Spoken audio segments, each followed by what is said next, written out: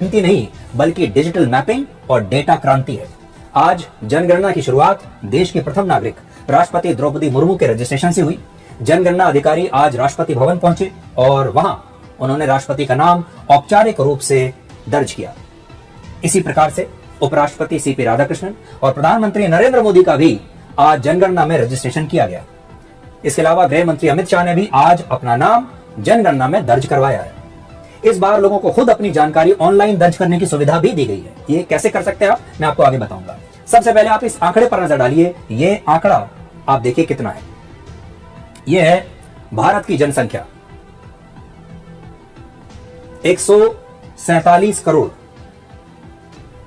अब आप हमारे देश की जनसंख्या का लाइव डेटा देखिए। इस समय यह हमारी जनसंख्या का लाइव डेटा है और इस समय हमारी जो जनसंख्या है वो आपकी स्क्रीन पर है। देखिए कैसे लगातार टिक टिक करके बढ़ती जा रही है।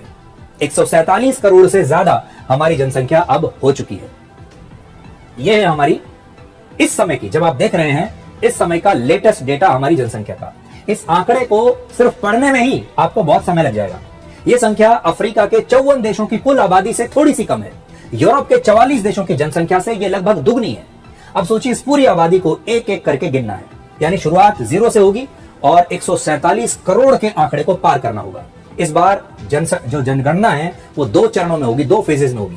पहला फेज आज से शुरू हुआ है और ये 30 सितंबर 2026 तक चलेगा। इस साल 30 सितंबर तक इसमें देश के हर मकान की गिनती की जाएगी और उसके बारे में तमाम जानकारियां जुटाई जाएंगी। दूसरा फेज अगले साल फरवरी में होगा, जिसमें हर व्यक्ति को गिना जाएगा और उनके बारे में जानकारियां जुटाई जाएगी। यानी पहले फेज में मकान गिने जाएंगे, दूसरे में लोगों की गिनती होगी। इस बार की जनगणना कई मायनों में बड़ी खास है। सबसे बड़ा बदलाव यह है कि आजादी के बाद पहली बार जातियों का डेटा तैयार किया जाएगा। हमारे देश में किस जाति के कितने लोग हैं। दूसरा बड़ा बदलाव है कि इस बार जनगणना की पूरी प्रक्रिया डिजिटल होगी। पहले सारी जानकारी कागज पर लिखी जाती थी, फिर उसे सिस्टम में डालते थे। अब सब कुछ रियल टाइम में होगा, डिजिटल तरीके से होगा। जनगणना के पहले चरण में आपसे कुल मिलाकर 33 सवाल पूछे जाएंगे और इन सवालों को भी आप 3 हिस्सों में बांट सकते हैं। पहला, मकान के बारे में पूरी जानकारी। आप जिस घर में रहते हैं उसका नंबर क्या है, उसमें कितने कमरे हैं, घर किस मटेरियल का बना है, उसकी हालत कैसी है, छत पक्की है या कच्ची है, ये सारे सवाल आपसे पूछे जाएंगे। दूसरा, आपके परिवार से जुड़ी जानकारियां। घर का मुखिया कौन है, घर में कितने लोग रहते हैं, कितने लोग शादीशुदा हैं, क्या घर का मुखिया अनुसूचित जाति या जनजाति से है। पहले चरण में सिर्फ अनुसूचित जाति और जनजाति को लेकर ही सवाल पूछे जाएंगे, जबकि अगला फेज जब शुरू होगा तब उसमें तमाम जातियों को लेकर जानकारी ली जाएगी। तीसरा, सुविधाओं की जानकारी आपसे ली जाएगी। आपके घर में क्या क्या सुविधाएं हैं, बिजली और पानी है या नहीं, रसोई घर और टॉयलेट है या नहीं, खाना आपके यहाँ किस ईंधन से बनता है, आपके यहाँ मोबाइल फोन है, टीवी है, कौन सी गाड़ी है, ये सब कुछ आपसे पूछा जाएगा। यहाँ तक कि आप कौन सा अनाज खाते हैं ये भी पूछा जाएगा। और इन जानकारियों के जरिए इस बार सिर्फ ये नहीं पूछा जाएगा कि आप कहाँ रहते हैं, बल्कि ये भी समझा जाएगा कि आप कैसे रहते हैं, आपका लाइफस्टाइल क्या है। दूसरे फेज में जो अगले साल शुरू होगा उसमें आपसे आपका नाम, आपकी उम्र, आपका धर्म और आपकी जाति को लेकर सवाल पूछे जाएंगे।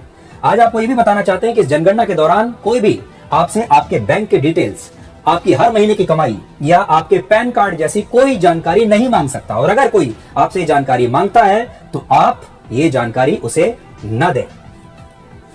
तो आज जो पूरा 33 सवाल है उसकी एक लिस्ट आज मैं भी अपने साथ लेकर आया हूं। देखिए ये वो लिस्ट है, आपसे क्या क्या पूछा जाएगा और इसमें आपसे कुछ भी पूछा जा सकता है। आप कौन सा अनाज खाते हैं, आपके पास कौन सी कार, जीप या वैन है, साइकिल, स्कूटर, मोटरसाइकिल, मोपेड आपकी कौन सी है, टेलीफोन, मोबाइल फोन, स्मार्टफोन आपके पास कौन सा है, लैपटॉप, कंप्यूटर कौन सा है, इंटरनेट है या नहीं, आप टीवी देखते हैं या नहीं, रेडियो ट्रांजिस्टर आपके पास है या नहीं, खाना पकाने के लिए आपका मुख्य ईंधन क्या है, आपके रसोई घर में एलपीजी या पीएनजी कनेक्शन है या नहीं है, आपके यहाँ टॉयलेट है या नहीं, गंदे पानी की निकासी कैसे होती है, शौचालय किस प्रकार का है और पेयजल यानी पीने का पानी आपके यहाँ कैसे आता है। ये सारी चीजें आपसे पूछी जाएंगी। आज बड़ा सवाल यह है कि जनगणना क्या सिर्फ लोगों को गिनने की एक प्रक्रिया है या फिर ये एक ऐसा डेटा है जो किसी भी देश की किस्मत को तय करता है, उसकी भविष्य की नीतियों को तय करता है। 147 करोड़ लोगों का आंकड़ा डेटा का एक महासागर है। एक जमाना था जब कहा जाता था कि जिसके पास तेल है वही ताकतवर है, लेकिन आज दुनिया बदल चुकी है। आज कहा जाता है जिसके पास डेटा है वही भविष्य को कंट्रोल करेगा। डेटा से ही पता चलता है कि लोगों की जरूरतें क्या है, उनकी पसंद नापसंद क्या है, ताकि सरकार उसके हिसाब से अपनी नीतियां बना सके। ये डेटा ही बताएगा कि कहां ज्यादा युवा हैं, कहां पर बुजुर्गों की आबादी बढ़ रही है, कहां पर रोजगार की जरूरत है, कहां पर स्कूल कॉलेज की जरूरत है, कहां पर सड़क की जरूरत है, कहां पर किस लाइफस्टाइल में लोग रह रहे हैं और उनकी जरूरत क्या है। कितने लोग ऐसे हैं जिन्हें सरकार की विशेष योजनाएं बनाने की जरूरत है। और प्रधानमंत्री मोदी के सत्ता में आने के बाद ये पहली बार इस प्रकार की जनगणना हो रही है। इसीलिए वर्ष 2047 में विकसित भारत के लक्ष्य को पूरा करने के लिए ये आंकड़े सबसे महत्वपूर्ण है। यानी ये जनगणना सिर्फ आज की नहीं, बल्कि आने वाले दशकों की योजना को एक प्रारूप देगी। इसकी शुरुआत हमारे देश में पहली बार वर्ष 1872 में अंग्रेजों के जमाने में हुई थी। उस समय पूरे देश में एक साथ नहीं, बल्कि अलग अलग समय पर डेटा इकट्ठा किया गया था।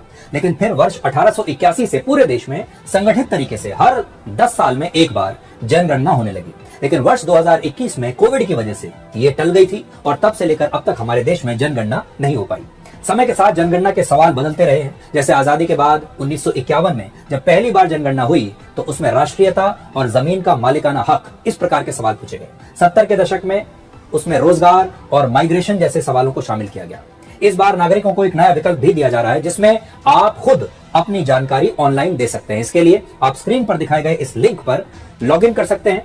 यहां आप खुद का रजिस्ट्रेशन करके इस जनगणना में खुद हिस्सा ले सकते हैं और आपका जो भी डेटा है आप यहां पर भर सकते हैं। ये लिंक आप नोट कर लीजिए, या फिर इस समय स्क्रीन का आप स्क्रीनशॉट ले सकते हैं और आप खुद भी अपना पूरा डेटा इसमें भर सकते हैं और इस जनगणना में शामिल हो सकते हैं।